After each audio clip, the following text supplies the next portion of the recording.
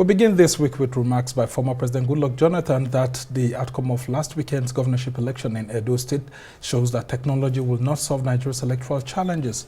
Jonathan attributes the problem more to human factors, stressing that many Nigerians have unwholesome attitude to politics. The former president canvassed attitudinal change among citizens. Jonathan made the remarks in Abuja at a program organized by the Institute for Peace and Conflict Resolution and partners in commemoration of the International Day of Peace. According to him, fair struggle for political power remains the major cause of conflicts across Africa.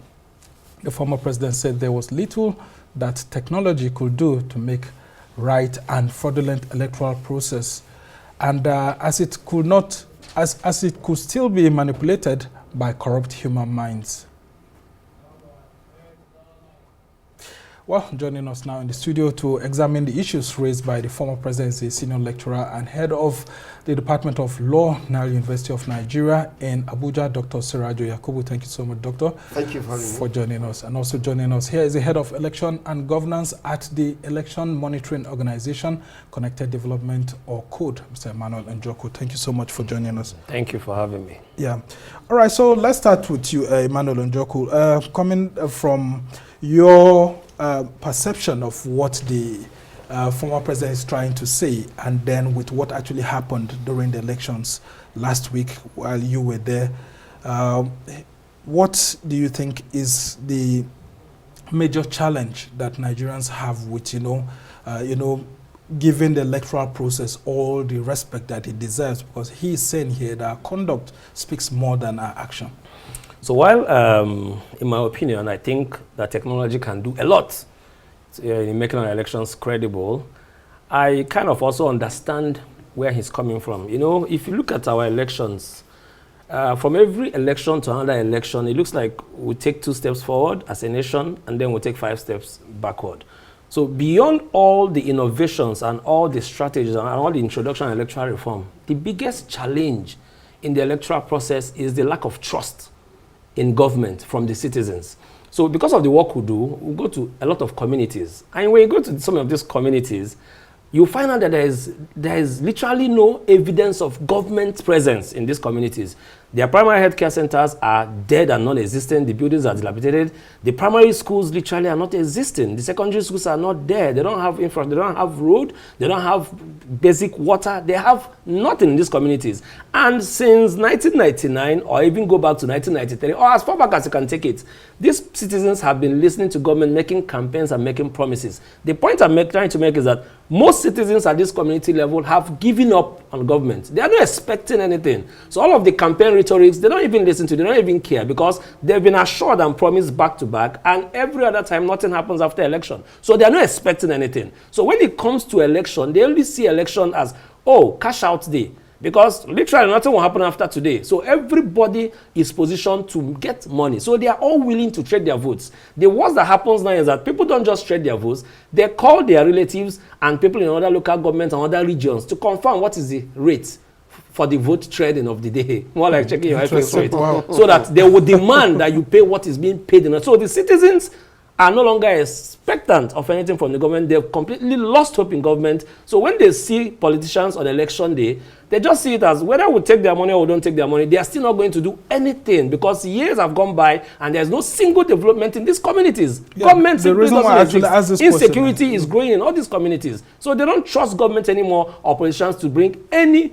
development to them. Yeah, man, it looks like, what the former president is saying with what happened during last week's governorship election has also, raised the debate as to what exactly we could do much more better. Because when the election started, the thinking was that it went very well, peaceful and all of that. But until we started hearing the issues of vote buying coming up, and then during collation.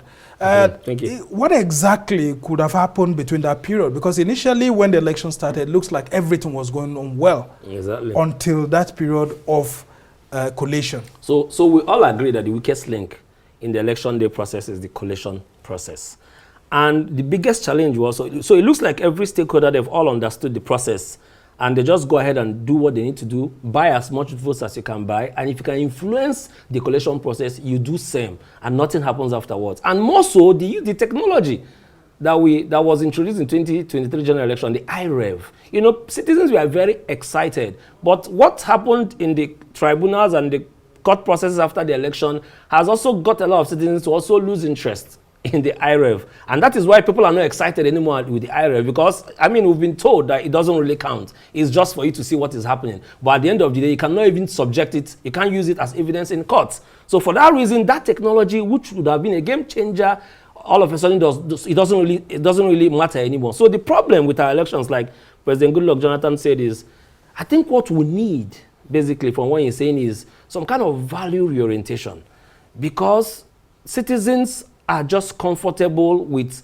whatever they can get. And everybody, from INEC to some of the security agencies to the political parties, everybody just, so the economy around is just everybody comes to see what they can get. So no matter the introduction you bring with technology, the citizens will always sell their vote. They always trade their votes, which will make rubbish of every effort of technology that you are trying to bring into place. So what will work for our elections going forward, I think, is a total value orientation. And sadly, the civil societies cannot really do much around this, because we are talking about a spread across the nation. The civil societies, frankly speaking, they don't have the capacity. So if this will work, it has to start from the part of government, using institutions of government like the NOA that they have spread across the country, using institutions of government like the NYSC to be able to, using media, government media, like, some of the medias that you don't have to be on DSTV for you to watch it, that will be accessible to Nigerians. So gradually, people will start understanding and appreciating the power of their vote, because right now, a vote for most citizens is just within 5,000 to 10,000 naira value. All right, Dr. Surajo, I mean, he was actually on the field there, so I really wanted to get his perspective. Now, let's talk about the former president. Does it look like former President Goodluck Jonathan has given up on Nigeria's electoral process? Or it's a confirmation of the situation we are in that looks like citizens no longer care whatever will happen? It looks like voting is for the highest bidder. Well, I don't think the former president has given off. Rather, it is a wake-up call. You know, he's a very straightforward and frank person, and whatever he says it from his heart, actually. And he's a man who wants to see Nigeria to be better than even the time he was in government. But the issue is, I have had my friend here talking about the citizens have given up, thinking that election, because there's no government presence anywhere. They feel that let's just take, it's an opportunity to take money, which is periodical. But I think, let me say this, attitudinal change, very, very important. We have to realize those who are educated, especially, they're the ones who are betraying this country. Because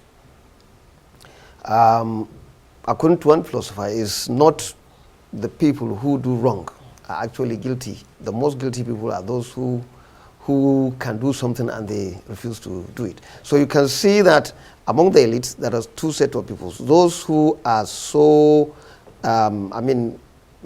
who doesn't care about their integrity, they don't have any, anything to protect rather than their pocket.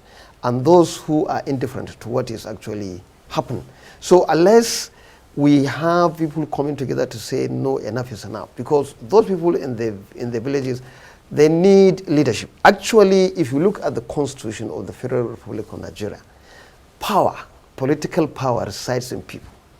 Well, the people just delegate to the politicians. What the law books say, but it looks like the politicians in reality, have taken the power from the people. Yes, exactly. But let's start from there. You see, so in this regard, voter education is very, very important. Let the citizens know that the power resides in them. The Constitution is very clear. It is the people of Nigeria that gave themselves this Constitution, and the Constitution everything that is to be done officially must be done in accordance with the law, with the Constitution. It is the people who are empowered to vote in people they want to lead them and to vote them out during election. But this is not well understood. And even in between, citizens have right to checkmate those leadership. But over time, because of so many factors, including poverty, including bad governance, if you like, including divide and rule, even the most educated among the citizens, they have sold their conscience. They can do anything for money. They see politicians in power as gods. I don't even say semi-gods, whatsoever they say, pass. Until we change our attitude, until we who are educated, the part of the elites that are so indifferent to what is going on, yet suffering, rise up and then fight for, lead the fight for people's rights, lead the change. I'm telling you, nothing could change, because the technology that we are talking about, it is not functioning independently. There is human element. Yeah, that's what the former president said. He said the human factor is the biggest challenge that we are facing. If you look at card readers that were introduced right from when he was in government, and then we brought in beavers and all of that, it looks like despite all of this, we haven't been able. Could there be a technology to curb vote buying? Because unfortunately, no. If it's possible, Nigerians will say bring that technology. But even if you bring that technology, what former President Goodluck Jonathan seems to be saying is that it looks like that won't still even change the problem. So are we in a fix, actually? Well, we are not, because I believe strongly that change is almost permanent. It's only that when people are so docile, when people are so timid, to come forward to change the situation. I'm not calling for violent change, peaceful one. We have the right. We thought that the ballot was, the king. You through the ballot you can change them. But it looks like no. But the issue with that, you see, when you look at like I said, politics is about everybody. But most importantly, they must be powerful. By this I mean the elites. They must be ready to organize themselves and lead the struggle. Unfortunately, like I said, most of the elites in this country are either selfish, they don't care about anybody but themselves, even though the situation is also engulfing them, or they are indifferent. So we need to awaken their conscience, and I think that's what President Jonathan is trying to say, directly or indirectly. We must rise up. First, let us reorient ourselves. We must know that we don't have any other country than Nigeria. We must realize that as leaders, we rather leave legacies that we be remembered for. We always remember people like Awolowo, Zik, Tafawa Balewa, Sardona, and Co. Even of recent President Yar'Adua, including President Jonathan himself. Because if you look at social media, comparing the situation during his own time, and people have started. In fact, I saw a poll online where people were trying to call for Jonathan to come. And in fact, the first few hours of he was leading by about 75%. Well, so you can see. These latter-day politicians don't seem to be interested in making names and all of that. Yes, then like we must stand up and say no by our actions and by whatsoever means. I'm talking now. I'm doing my own part. I must also get involved in politics. He must get. You must get.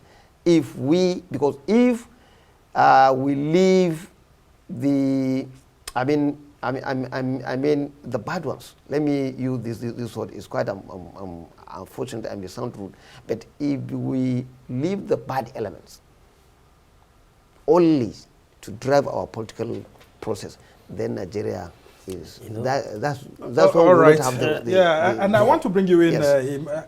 Let's just talk about this particular issue, the introduction of technology. If you look at the way the National Assembly has been working with civil society organizations over the years, the idea is to build an electoral process that's credible, that's transparent, that's acceptable. What has been the missing link actually in all of this? I tell you, so you see the introduction of beavers. Yeah. The technology of beavers is a very good progress in our electoral process, because the introduction of beavers, to an extent, have curbed fraudulent voter accreditation, so to speak. Then the IREF that was supposed to be what will now bring some sort of credibility to the result management process was literally that we lost that opportunity when in the Supreme Court and the Court of Law, they interpreted the IREV and the electoral laws to mean that it is not completely backed by law, meaning that whether it goes to IREV or not, it doesn't really matter. You know, so our biggest challenge, like I said, is our collation process. And if you look at the outcome of our elections, in most elections, you almost want to believe the quote from the, I think, famous German politician Joseph Stalin, who said that people that vote decide nothing, but people that count decide everything. Collation actually. You understand? Because it's at the, and if you look at, let's be practical.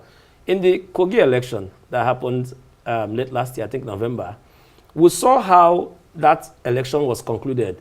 The last 5 local government results that were brought into at the collation level, where we saw 97 to 98% voter turnout, which has never happened in our elections before. I'm talking about Okene, Adavi, Okehi, Ogorima, Gogo, and all of those results. But everybody moved on like nothing happened. Even with the IREV, why I say people have lost interest in the IREV, because IREV was supposed to be the game changer. But from this election that happened just a week ago, just a week ago in Edo State, the data that INEC pushed out before the election, where they talked about the number of registered voters and number of people that are accredited, that data, there are inconsistencies in that data with the data of the results on the IREV that says that, so the data of number of registered voters recorded on the IREV is different from the number of voters at INEC said that are registered voters. And that record is also different from when, I know Kimpat, my friend Kimpat, so the data that they're analyzing exactly also shows that if you take your time to calculate the results, is also different from what INEC released and what is, so there's so much inconsistencies. But people are no longer paying attention. Why? If you pay attention on the IREV, what will you get out of it? What do you achieve at the end of the day? Nothing. So what we need to do going forward as we head to the next election, I don't know the possibility of this, because sadly, I don't think I've had President Bola Tinubu make any sort of commitment towards electoral reform.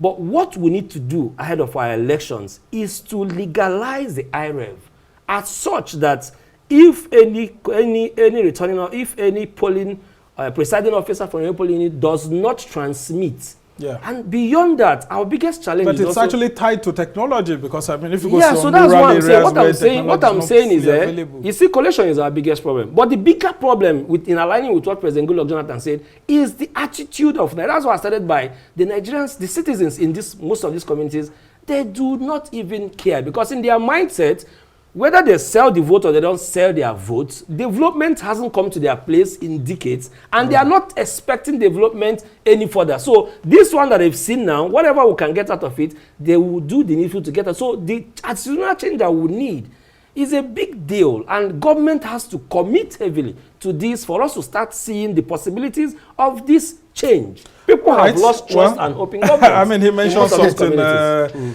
attributing to Joseph Stalin, I mean, the former Soviet Union leader. This collation process is what we've tried over time to create laws and all of that, to see how we can, strengthen it. We've also created other laws almost every election period. I get very sad when we have to be, amending our electoral act, just like we keep amending our constitution almost every 4 years or 8 years. What exactly is the problem with us, Doctor? Because we, HOD, Department of Law, your area of focus is actually about laws, and we've had several of these laws, electoral laws, constitutional laws, and all of that, and yet it looks like we still haven't been able to address the issues of nationhood. Yes. Do we need more laws, or it still boils down to this issue of attitudinal change to the situation we have at hand. Well, I would not say we don't need more laws, because laws keep on evolving to respond to challenges. But I was listening to McKinley. Issue of coalition truly is true. Even though you can vote, if you don't have people who are so sincere, who are patriotic, then the coalition, once the result is tampered at the coalition, then it can change everything. You see, the electronic transmission, unfortunately, I'm not damping the hope of Nigerians, but it's factual that electronic transmission of results alone again cannot solve our problem. Yes, why? Because if you look at technology now, actually you can manipulate almost everything. Somebody can go into your computer, close it, you can't even see what's going on. With technology. You see, yes, so I teach a course on cybersecurity. We have Cyber Crimes Act, which prohibits all sorts of crimes. But the issue is just issue of our attitude. There are people out there who are waiting for the result to start being transmitted. Then they will come in between and then do whatever they want to. And you cannot help it unless INEC can deploy a strong cyber security, which is also very difficult because it is human beings who make who operate the system, and then yes, who operate the system and so on. So the issue is, I experienced election in other countries, especially in the UK, while out there. I don't know today, but up to the time I was there, which was 2017, 2018, UK, they don't vote electronically. They don't vote. All you need to do is to bring the papers they send to your house. You don't even go to register. They will send you that particular letter. When you go, you present it, and you will be given a ballot with a pencil, not even ink. Something if it's in Nigeria, oh, thank God, we can use rubber and kill it. I'm telling you, and you never see crowd. But you see, the polling unit will be open for a whole day. 5 minutes is enough for you to go and vote and go. Why?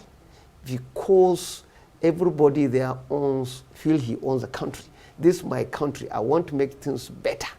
We are patriotic. And the politicians respect the outcome. They don't think that it is rigged. Because that's just what former President Goodluck Jonathan was saying. Yes, I have never had... Donald Trump hasn't accepted that. No, forget about the American system. And unfortunately, we focus, Nigeria, one thing is that we focus more on America. America has their own system, but UK too has their own system, which was our colonial masters. I'm not advocating for colonialism, but learning from the UK is because I have not had in the history of the election that people go into court to challenge the election, because they are doing the right thing. They allow people's power to prevail. That's why I was talking about the constitution. So Nigerians, everybody must change us. Even the person who is receiving, even the person who is making the phone call to confirm the price at that at that minute, he too or she has to change her own attitude. Must say no. How much is 10,000? All right, How much is Doctor. 5,000? Yes, I understand there's hunger in the land and all of that. But yes, could we use the laws to actually curb some of these problems? We can. If people can't change or they don't want to change, just before you come to that part, I think that's our biggest challenge for me. Enforcement. The challenge of consequence management in the country. Yes. That's another very weak link. So the laws are there. There are laws in the Electoral Act that stipulates that clearly that if a presiding officer does not transmit his polling units from EC8A from the polling unit, that there is this. So there are laws, but in the last 2023 election, general election, how many returning officers, how many presiding officers were jailed, or how many people did we hear that were? So the problem is consequence, and that's our biggest problem across the country. So people do anyhow and get away with anyhowness. I agree with you, enforcement, because even those who are supposed to enforce the laws, they are also corrupt. The attitude. Our biggest issue, apart from attitude, which also is attitude, because we have institutionalized corruption now. Everybody feels that I'm sorry to say, we teach students, but sometimes we interview them. You will see that because of the situations they are born and brought up in, some of them feel that corruption is nothing wrong. Oh, I'm telling you. I mean, your students telling you no, that? No, I'm not selling my students. Okay, but generally, when to interview at you see that some think, and you don't blame them, because if you grow up in somebody who's grown or who grew up in a war-zone country, he will never know anything peace.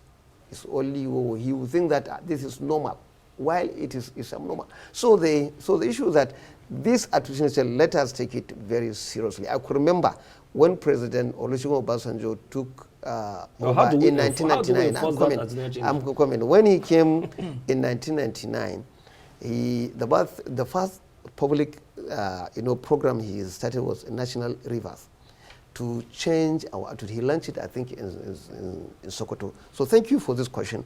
The issue is that, if you look at our educational system, it's a system that don't teach values.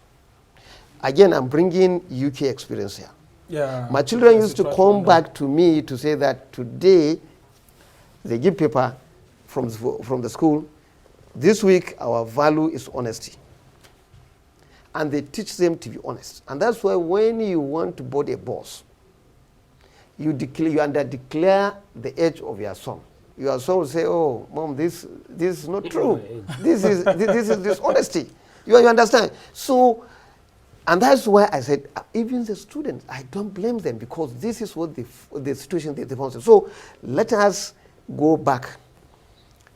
Primary school, secondary school, university, we must teach. Media. We must teach our children value, both theoretically and practically. We must show. Somebody must show to his child, a civil servant or a public officer must show to his son that, look, this amount of money given to me, I don't deserve it, because I rejected it because I did what I did. It's my official duty to do what I did to that person. So if we can get that gradually, by example and by teaching our own children, theoretically, that look, we have values and we must uphold these values, I'm telling you, our attitudes will begin to change. But where you have governors, presidents, ministers, commissioners, changes the way they dress immediately they get to office. All right, something there is wrong. It's part of that. Understand? Very quickly, just before I let you go, Doctor, because we'll still have Emmanuel here with me. Okay.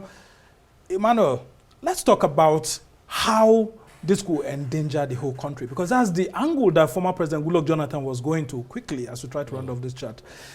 It could actually lead to chaos in the society. If people no longer believe in the system, that elections could lead to the production of quality leaders, that, our system is not working very well, it could lead to crisis, and then, of course, there will be war and all of that. So, very quickly, how do we ensure that in all of this, we return that attitudinal change to a situation whereby people can trust the electoral process, so that the country does not get to a situation whereby we have a wide majority of citizens rejecting election results, and then, of course, leading to chaos? The attitude of Nigerians to issues is simply a response to the failed system of both enforcement and implementation of the policies and laws of Nigeria. I do not think that Nigerians do not have the capacity to be disciplined or well-behaved. Because every Nigerian, like he just talked about England, every Nigerian, once they land in the United States or any other country abroad where things are working well, they automatically become disciplined. And when we are waiting for the schools to also enforce discipline, and I start wondering, I'm a Christian, and Nigeria, we have huge population of Christians and huge population of Muslims in Nigeria. And these churches and mosques are they not teaching values? Every day I go to church, what they preach in church is about values. But the question is not about values, it's about consequence management. Okay. People getting away with doing the wrong things without any enforcement or without any law coming after them. So I also think that government, that the citizens expecting citizens to act right, so as to don't go into chaos, is also the core duty of government by providing governance to the people. It's equal to a community where people don't have, they drink water from the same river or stream where their animals drink water from.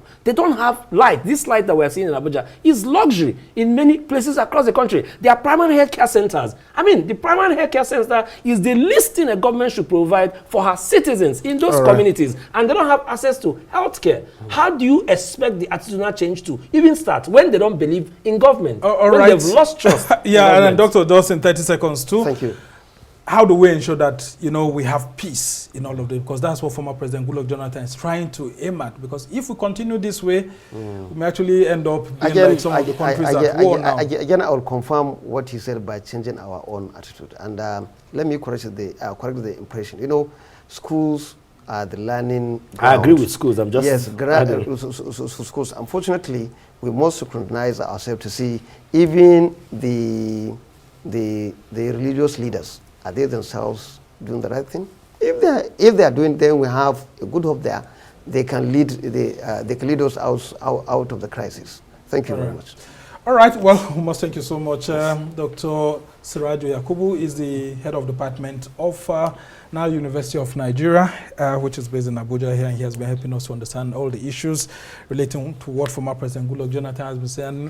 He happens to be your former boss too. I mean, so it's good. I mean, I'd worked with him, so it's been good having you here. Then of course we still have Emmanuel Njoku with us. He will still be staying with us as we take a look at the political side of things, with the PDP rejecting the outcome of the Edo State governorship elections. Stay with us as we go on this short break. We will be back.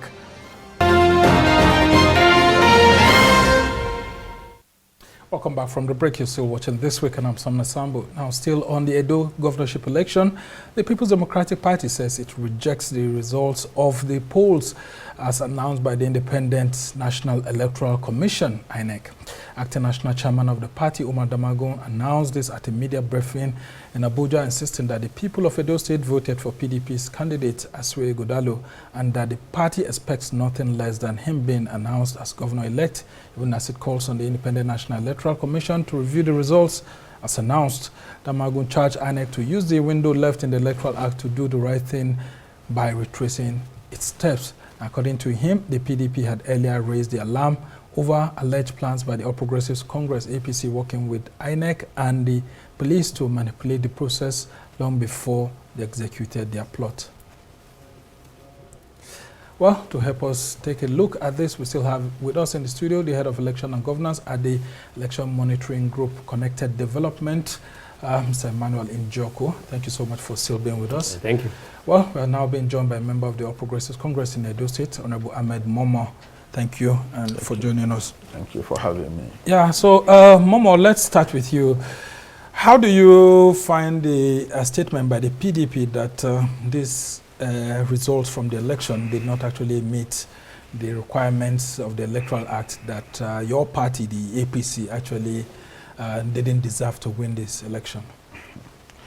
Thank you very much, Sammy.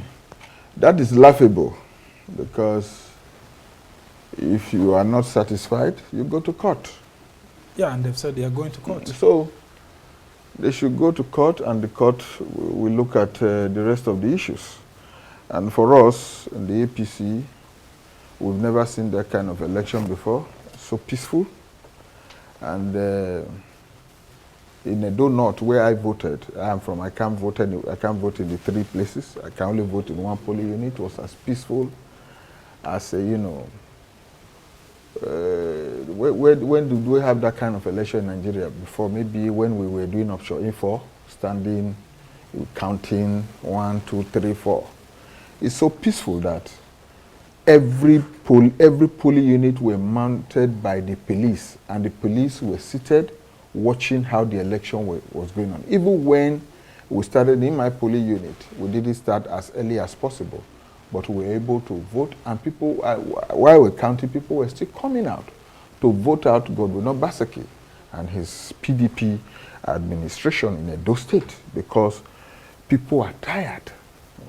You know, you can see that the day Obaseki came to power, he came with trouble with the APC, the people. After that, first time, he left, he came again, we did not be giving him ticket, and the PDP, these same PDP people, he fought them to a standstill, by even removing his deputy governor who stood for him in making that coalition to fight against us. And having, as at that time, you know what happened, every Nigerian knows, that I'm even happy that even the president now did not interfere in the election of Edo. The way the cabals of Muhammadu Buhari interferes in the Edo election in that last this year. Well, that brought Godwin Obaseki as governor. I know what I'm talking about. All right. Well, just before I come to Emmanuel, let's talk about how the PDP is saying that the problem actually was with the coalition process. That just between when the elections ended and way into the night until the next day, the result from Ikpobaka and then, of course, Oredo, that's where the magic actually happened. According to them, they are alleging. And they are saying that INEC should be very careful because they are heading to court and INEC would have to prove those results from those two local governments. How do you react? No problem. Like I said to you before, I said the court is open to them. They should tender their issues in court and seek redress in court. They are contesting Ikpoboka and Igor and Uredu. Yes, the fact is that a lot of people joined us in the APC in Uredu and Ikpoboka. The likes of Ogbede Hama, who the governor denied, even being a member of PDP. He denied him because he said he's the godfather of PDP. He denied Ogbede Hama being a member of PDP. They formed their legacy group. And that legacy group, there is no way we will not win the election when we had their support. So, for them to join us in Oredo, Ogbede Hama is more popular than Obaseki in Oredo. And don't forget that Obaseki even fought the traditional institution of Edo. It's barbaric to us in Edo. Even we from Edo North, we respect the Monoban Edo. Because it's a paramount ruler whom we have enormous respect for, which every other person will have respect for your king. But you have Obaseki taking the Oba to court, bringing people to take it. The Bini people, they are so proud of their Oba. So at least that is one of the factors. Even though the legacy PDP joined us. And don't forget also that Obaseki jailed a woman with pregnancy. And the woman gave birth in the prison of twins. And the woman died later. And the other one he put in prison that now contracted elephantiasis. So the people of Edo democratized. Yes, they actually democratized. The government has been defending itself all this while. Yes, they actually democratized their will to vote out Obaseki. Because Obaseki is a mirage to the people of Edo State. All right, well, you seem to be mentioning Obaseki always, and not even Aswe Godalo, who was the candidate. Exactly. And that's why I'm coming to Yeah. I mentioned Obaseki because Aswe Godalo, like the other day I came here, I told you the fact that we gave Esa, Edo Central, the ticket. Aswe Godalo and Monde Okpewolo have in-laws to me. I cannot come here and, finish Aswe Godalo on the national television. He didn't do anything to me. And not only that, somebody who brought him, the person who brought him to be governor of Edo is somebody we want to take out. Because if we allow Aswe Godalo to be governor, it's as if you are still having the tutelage of Obaseki. All right. So, Emmanuel, how do you react to these issues? The PDP is saying that it rejects this, asking INEC to do the right thing. I was wondering myself, could INEC actually have the right to do anything between now and the issues of court? I thought that once results are released, it means the next bus stop is actually the courts. Yeah, well, INEC, by the Electoral Act of 2022, I think they have just about 7 days to review the results of an election. And I think we've gone past that now. And but listening to my friend and some of the things he said, and these are some of the reasons why citizens are losing hope in the process. Because it's very disappointing that for every election that happens in Nigeria, at least 95% of elections end up at the tribunals of 3 judges or at the appeal of 5 judges or Supreme Court of 7 judges deciding. In this election, I can't remember how many people are voting in the state election, but at the end of the day, it's going to be decided in the courts. So that literally makes a mess of all the efforts of the citizens of Edo State who came out that day to vote. And you can see the confidence, sort of, and not speaking to you, but the confidence and laced with a bit of arrogance that politicians will always tell you, go to court, knowing fully well that going to court is proving an election in court is one of the most difficult things any person. The point I'm trying to make is we need to get to a point where citizens will turn up and spend the whole day to vote, and at the end of the day, the result of the election doesn't need to be decided by judges who probably also have their own biases in courts. So, and this is where, when we're talking about the place of technology, while I agree partly with what President Goodluck Jonathan said, we cannot take away the place of technology. And if you x-ray the technology of the transmission of election results, is something that is foolproof, even though they say technology is not always foolproof. But what INEC did that is really good in that process is that they are not transmitting numbers. They are transmitting the form EC8A with handwritten results. Yeah, signed, a snapshot of it. So it's not like numbers where someone could just quickly change the data. But the certain is that the IREV and what is posted on the IREV, as we've come to know, it cannot be used in a court as evidence of what the result of the election is. So we need to get to a point where we legalize the IREV and then get the presiding officers to do the needful, and then extend it to the point that if any presiding officer does not do that needful, as stated in the Electoral Act and in the law, the person is prosecuted, either fined or jailed. That way, it will become serious, and that way, citizens will start having confidence in the electoral process. Because frankly, a lot of citizens will tell you, why would they need to bother going out when eventually it is the court that will decide who wins an election in our elections across Nigeria? Very disturbing. Yeah, I mean, and so one other issue that we have there is the PDP saying that, look, it will go to court. We saw how the election started, peaceful. I mean, we thought it was going to be very violent. I mean, that's, you must give it to the security agencies. Exactly. The election was quite peaceful. But the issue of vote buying and then the issue of results announcement is where the controversy is lying. And the other political parties have been saying that, look, it was a field day. Every political party actually bought votes, to be very frank. Every political party bought votes. But what happened during the collation process is what we don't understand. So you know, but you were there, and other civil society organizations. You took that out of my mouth, you know.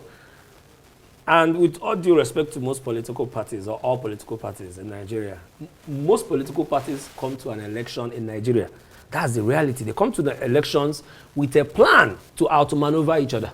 So it's part of the strategy. Because from the field, most of the political parties were buying the votes. But it depends on the depth of your pocket and the capacity of your pocket and how much you can spread your vote buying. So most of these political parties, they come to the election with the same game plan, but it's about who will be able to out-rig or out-maneuver each other. And sadly, we've not seen it, because proving vote buying is also a big deal. So we've not seen a situation in elections where election was overturned because it was proven that this party or that party bought votes. Okay. Do you understand what I'm saying? Right. So, but the biggest problem is the collation process. And we've seen this time and again, where typically there's supposed to be collation at the ward level before you go to the local government ward collation, before you go to the state ward collation. But in many cases that we see in our elections, and because it is also in the Electoral Act, in the INEC guideline, where it is allowed that the INEC can decide to move collation from local government to the state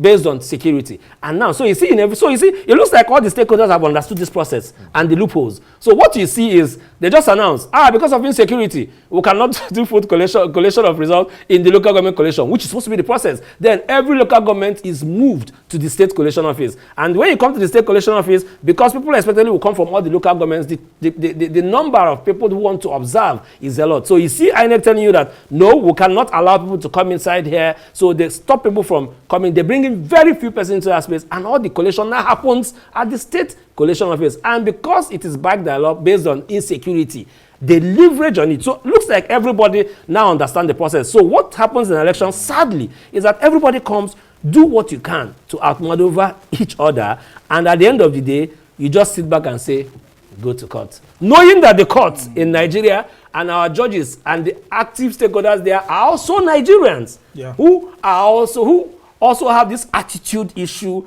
and this anyhowness that we are talking about. They are all Nigerians. So it's convenient for people to say, go to court.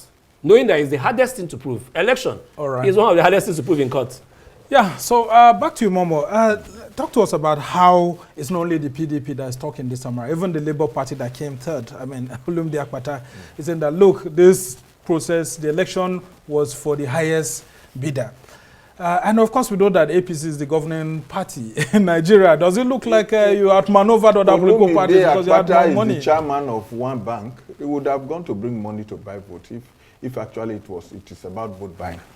It is not the turn of Edo South to produce the governor. That is why Edo South people voted against Olumide Akpata. Let's not forget that he thought it was during the era of Peter Obi where they won the senatorial slot, because Nigerians were at least, the youth were yearning, 2023 election. Yeah. A lot of youth came out to say, oh, there must be change, this blah, blah, blah. So that we scored those votes for, Labour scored those votes in Edo, and they had the senator represented there. That does not give Olumide Akpata, whom we don't even know in Edo.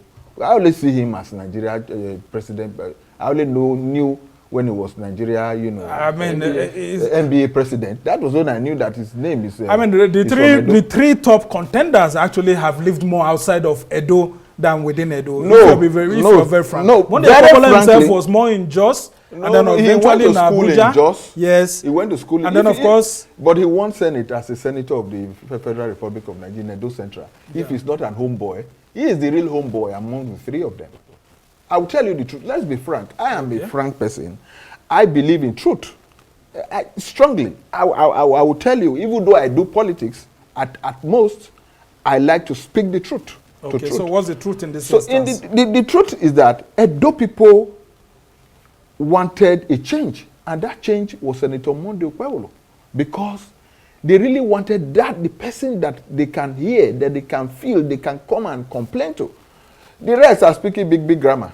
So how prepared is the APC to meet the PDP in court? Because they are saying if INEC doesn't review these results, they are heading to the courts. No. Fine, like my brother said. Now, were we supposed to take them to Oba Palace, if not court? With court, we will also go to. That was why I said they should go to court. And we are observant in this country. Anytime there is election, whether the person wins fairly, people will still go to court. Mm-hmm. So that is why I said they should go to court. And I don't think Olumide Akpata has anything to contest in court, because even him campaigned more, firing Obaseki and his, candidate. So, Edo people had that on behalf of the APC. Edo people had that campaign for us. All right, very quickly in 30 seconds, before we go now, how do we ensure that political parties actually, who have party agents everywhere, tend to accept election results? Because this is what gives me, some sense of, feeling a little bit sad. You had party agents in all the wards, all the, polling units. So how come you didn't really know where something went wrong? Yeah. So how do we ensure that results are more acceptable? The truth is that among the stakeholders, electoral stakeholders, the biggest challenge we have in the election system is political parties. Okay. Because for every step, the INEC or electoral, every step Nigeria takes in electoral reforms, the politicians are always a step ahead on how to beat the system to be able to win elections at all costs. The only way we can stop this is enforcement of the laws that we have, and then going a step further to ensure that IREV becomes legal in an election process, because that will build trust, that will increase participation, and that will bring transparency and credibility to our processes, knowing fully well that whatever the presiding officer transmits from the polling unit, where all the other party agents have the same from ECH, because after the election, you're supposed to sign, and all of them will sign, and you share, and then you paste on the wall. That from ECH, when it gets transmitted to the IREV, knowing fully well that it will be used in court, it will go to a reasonable extent to checkmate politicians and the way they move ahead of us to try to manipulate our electoral process. All right, and very quickly, Momo, I know you are still enjoying the luxury of the victory you had. How prepared is Monday Okpebholo to actually govern Edo State? Very prepared. Very quickly. Very prepared, and by the grace of God, you will see the most happiness the people of Edo State have now is that Obaseki is gone. Okay, well, we are if happy. you say so. Yeah, we are then happy well, because I mean, from the votes, he still has some very good outing too. Yeah, he had of the fact that because his party lost. He had the candidate he brought had some good vote, not Obaseki. All right. So Ahmed Momo is a member of the All Progressives Congress in Edo State. We must thank you so much for helping us to provide this context. And of course, Emmanuel Njoku is also the head of election and governance at Connected Development Code. We must thank you so much for bringing your experience. Of course, during the election. Of course, so good to see both of you actually shaking each other. That's how it should be. Politics is all about putting the people first. Well, that's the much we can take on this edition of This Week. Thanks to our production team here in Abuja, Lagos, and London. Do join us same time next week for another exciting edition. I'm Somna Sambo.